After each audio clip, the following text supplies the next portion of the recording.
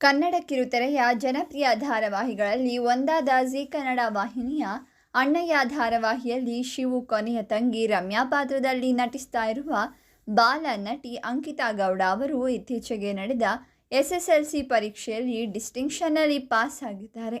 ಅಂಕಿತಾ ಗೌಡ ಅಣ್ಣಯ್ಯ ಧಾರಾವಾಹಿಯಲ್ಲಿ ನಟಿಸ್ತಾ ಇದ್ದಾರೆ.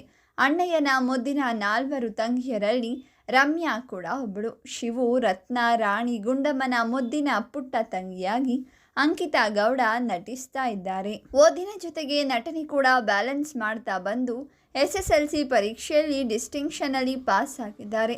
ಅಂಕಿತಾ ಗೌಡ ಎಸ್ಎಸ್ಎಲ್ಸಿ ಪರೀಕ್ಷೆಯಲ್ಲಿ 86 ಅಂಕಗಳೊಂದಿಗೆ ಉತ್ತೀರ್ಣರಾಗಿದ್ದಾರೆ. ಗರಿಷ್ಠ 625 ಅಂಕಗಳಲ್ಲಿ ಒಟ್ಟು 537 ಅಂಕಗಳನ್ನು ಗಳಿಸಿ ಡಿಸ್ಟಿಂಕ್ಷನ್ನಲ್ಲಿ ಪಾಸ್ ಆಗಿದ್ದಾರೆ. ಸದ್ಯ ಸೋಷಿಯಲ್ ಮೀಡಿಯಾದಲ್ಲಿ Ankita Gowda marks card viral ಆಗ್ತಾ ಇದೆ. ಅಣ್ಣಯ್ಯ ವೀಕ್ಷಕರು ಹಾಗೂ ಅಭಿಮಾನಿಗಳು ಅಂಕಿತಾಗೆ ಶುಭ ಕೋರುತ್ತಿದ್ದಾರೆ. ಇಂಗ್ಲಿಷ್ 119, ಕನ್ನಡ 81, ಹಿಂದಿ 100, ಗಣಿತ 69, ವಿಜ್ಞಾನ 83, ಸಮಾಜ ವಿಜ್ಞಾನ 85. ಮೂಲತಃ ಮಂಡ್ಯದವರಾದ ಅಂಕಿತಾ ಗೌಡ ಬಾಲ್ಯದಿಂದಲೇ ನಟಿಯಾಗಿ ಗುರುತಿಸಿಕೊಂಡಿದ್ದಾರೆ.